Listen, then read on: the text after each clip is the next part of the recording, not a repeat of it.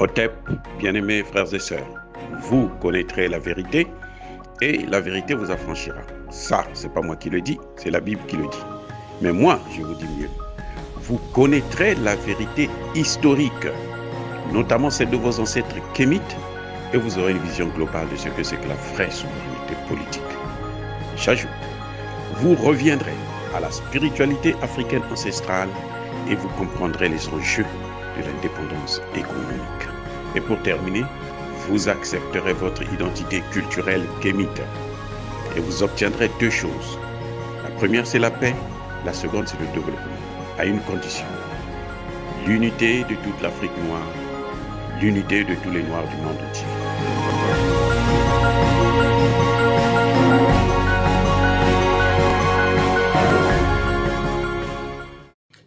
Hotep à tous, bien-aimés frères et sœurs.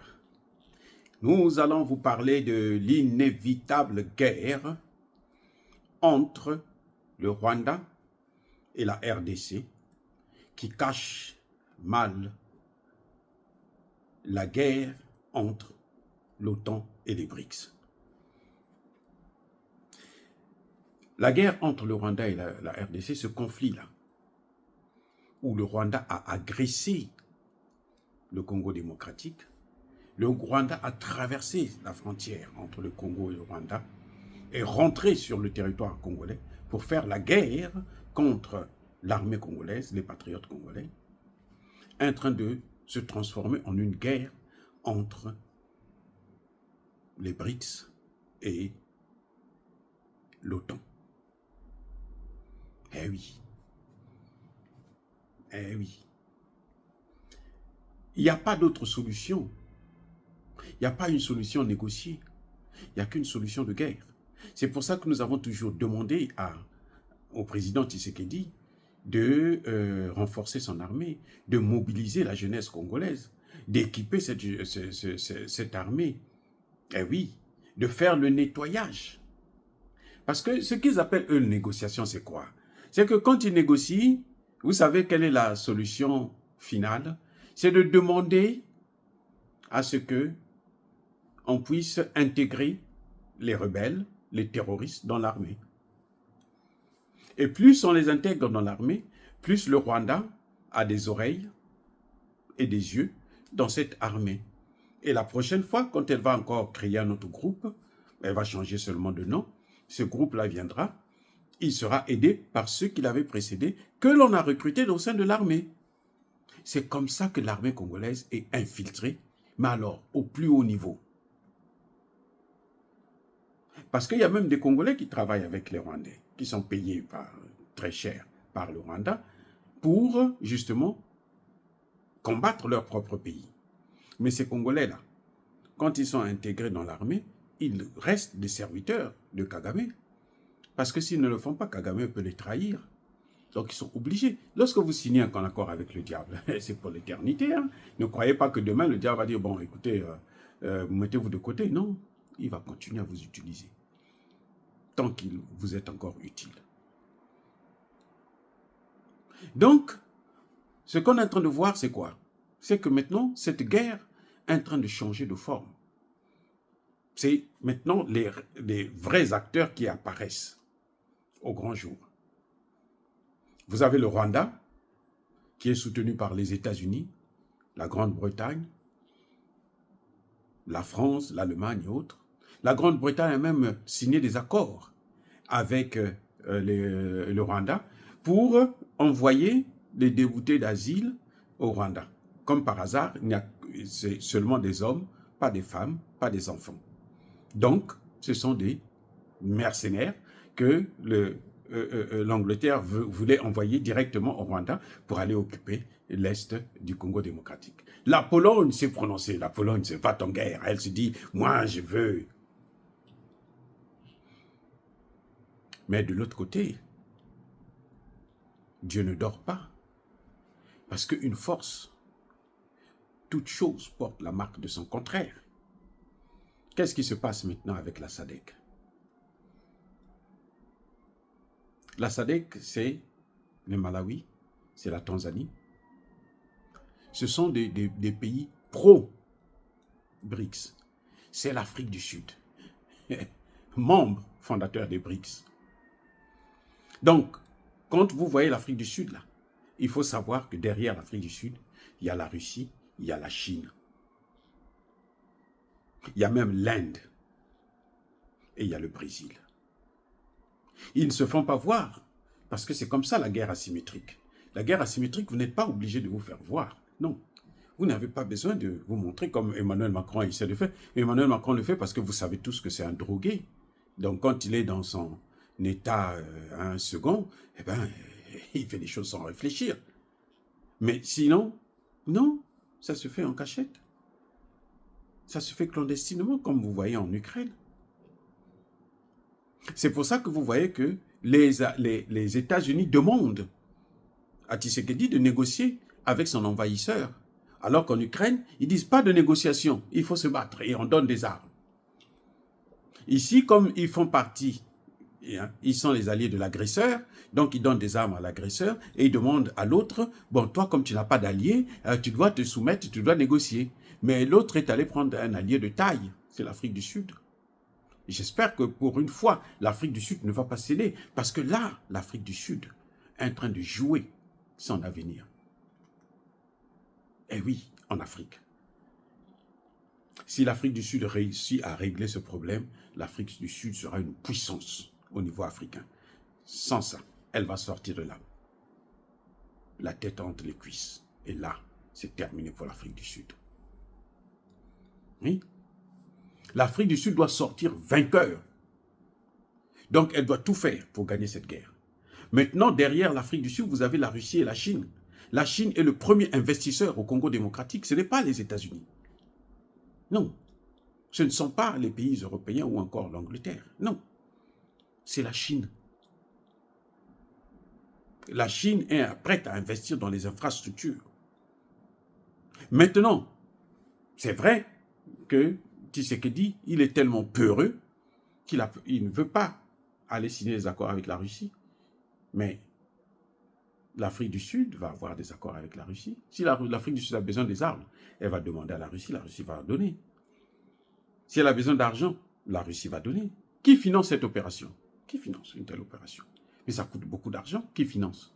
La première opération avec l'EAC, c'était les États-Unis et l'OTAN, parce qu'ils savaient que l'EAC était en train de jouer leur jeu. L'EAC, c'est quoi? L'EAC, vous avez le Kenya, vous avez l'Ouganda, vous avez le Rwanda. Ce sont des pays agresseurs qui veulent aussi prendre une partie du territoire congolais.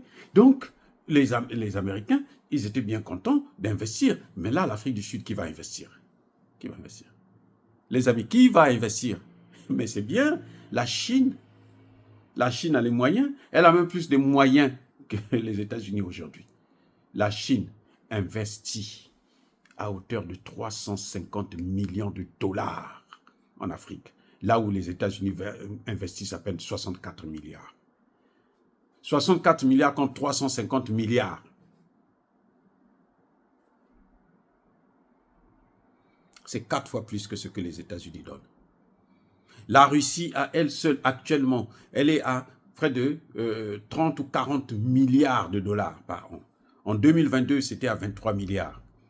2023, on n'a pas encore les statistiques, mais ça a augmenté, ça augmente de 30%. Donc actuellement, l'Afrique du Sud, c'est en train de se rattraper, la Russie est en train de rattraper son retard dans les investissements économiques. D'ici 5 ans, l'Afrique du Sud, la Russie, va dépasser les États-Unis d'Amérique. Ah, il faut pas blaguer. Ce que disait, comment vous l'appelez, l'Ivoirien là, Alassane Ouattara, c'est n'importe quoi. L'Afrique du Sud est maintenant la 5e puissance mondiale. Elle est passée de la 11e, en 2 ans, 11e puissance à 5e puissance. C'est pas moi qui le dis, ça, ce sont des chiffres que vous donne le FMI et la Banque mondiale.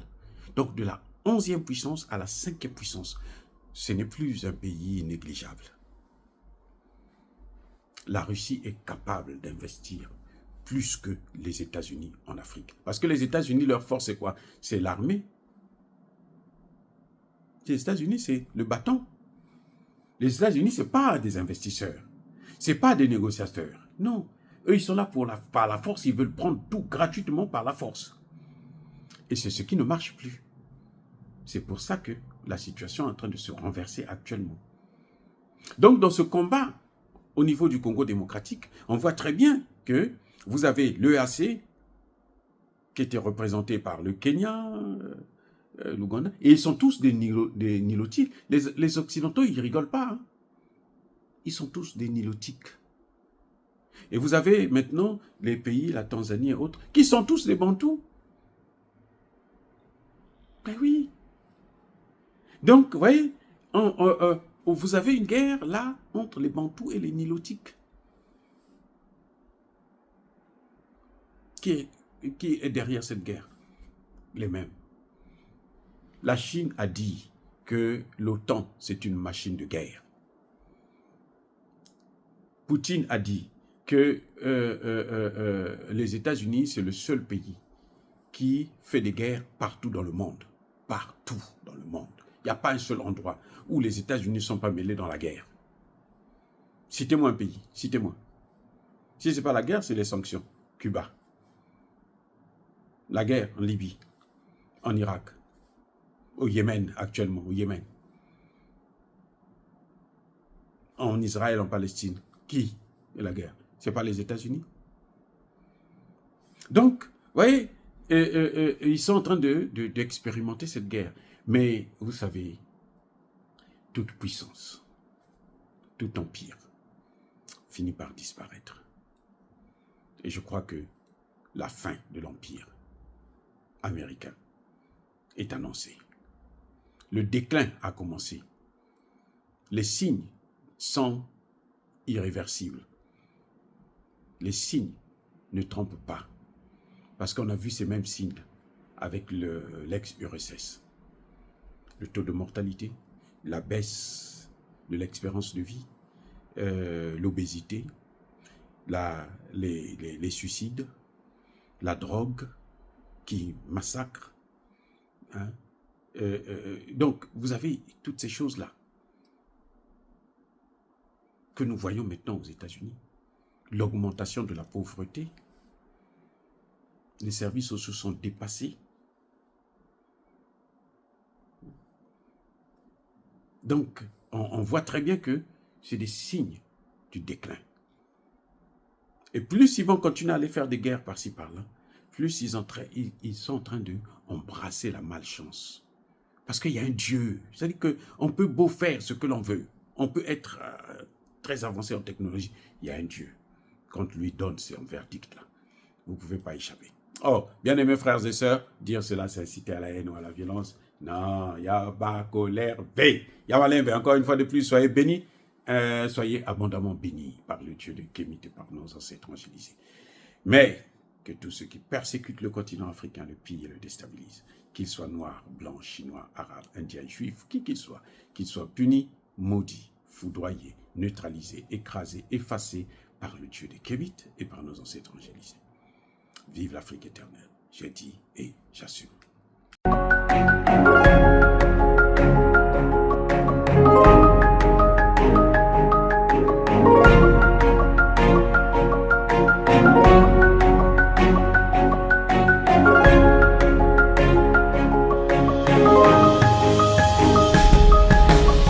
Eux, ils marchent par la foi et non par la vue.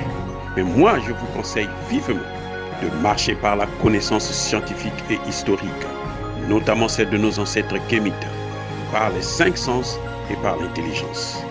Otep, vive l'Afrique éternelle et que Dieu vous bénisse. Abou Apia.